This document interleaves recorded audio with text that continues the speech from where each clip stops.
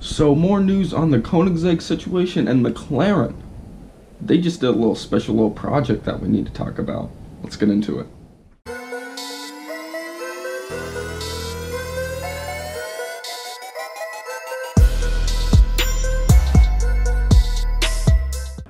Alright, so first off, let's talk more about this Koenigsegg situation. I'm telling you guys, you need to watch these live streams. You get so much information, so much news about these companies from these owners and stuff like that. Just hop on the live streams. You get a lot of information. So I was just watching one, reviewing it, thinking about it from Lamborghini KS Kris Singh, and he was talking more about the situation he's in with Koenigsegg, and he said some very interesting things that I'm going to get into. But again, he was talking about how he's driven the car in like so many different countries. I think he said 8 or something like that, and they still have to do more testing. And he gets that the homologation for the US and stuff like that, they have to get all that stuff done. But he dropped another little point. All that stuff is software based, and they can do updates through the cloud, and they can do updates when his car is in the US from their factory in wherever it is. And that's another big point. Like, why is it taking so long? Why do they still have the car?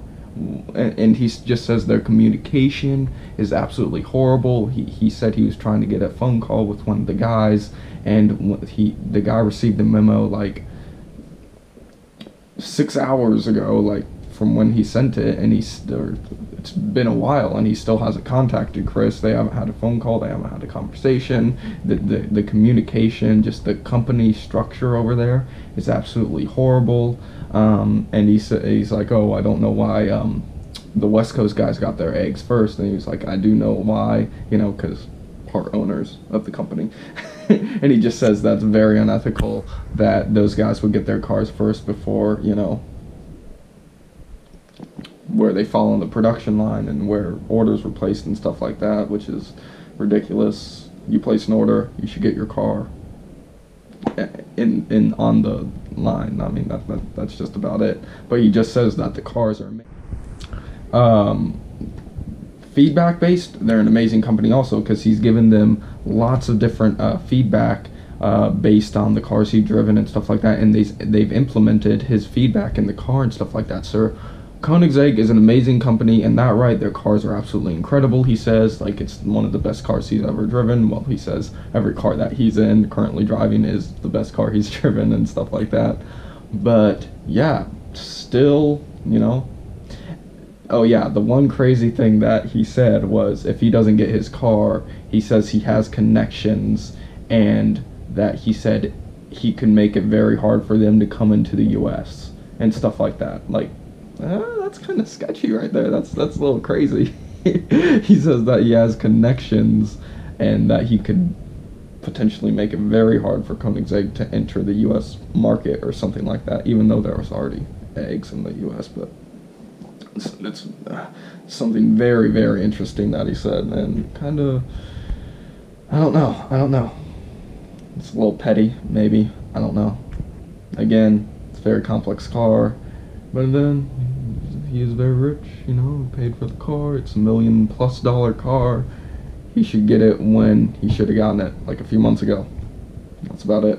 And that's about it for Koenigsegg. Just a little more information on that, right? Oh, and the last thing, I said in my previous video I wasn't sure if the King Sparky was still getting his egg. He is still getting his egg. He made a post, and he was like, nah, despite all the drama, I'm still getting the car and stuff like that. Even, everybody's angry that they haven't gotten their cars yet.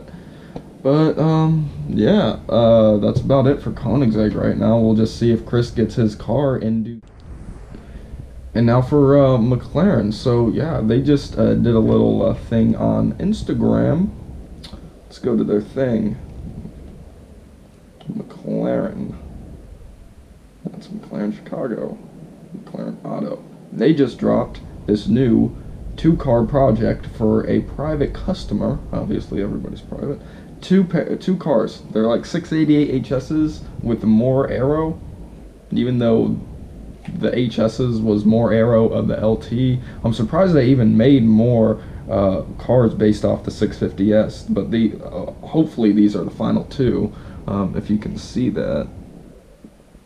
MSOR, that's what they called it. It's a 688 with more canards, more aero, not more power, just advanced aerodynamics. That's what they say. They made a coupe, and they made a spider version for one customer. 2 cars. I wonder how many millions of dollars those cost. Those 688s, those MSORs variants. But yeah, that was very interesting. I saw that. I was like, they made more 650S base cars. That's very interesting. Even though the 720S is out, people have 720Ss and they're still rolling out 650S variants, 675LT variants, 688s. I mean, I've seen one 688 and they are absolutely incredible. The specs that people are doing with these cars are just out of control. I saw the video is up. It was at McLaren Chicago when I saw the P1LM, which was out of control. It was Bruce McLaren's very first F1 car next to the 680H HS that was spec'd exactly like the color scheme delivery of the F1 car, the first McLaren F1 car, which was just incredible. I'd like British Racing Green Carbon. Just go check out the video if you want to check it out. But that was an insane experience. But yeah, I just wanted to bring that up about those 2 new cars that McLaren's rolling out, the 686 MSORs. Interesting specs, advanced aero, no more power. But yeah, that's pretty much it for today. Just gonna bring up a few topics like that every once in a while, you know, roll videos out. That's pretty much it. And yeah, I hope you guys enjoy this video, and yeah, I'll catch you in the next one. See you guys later.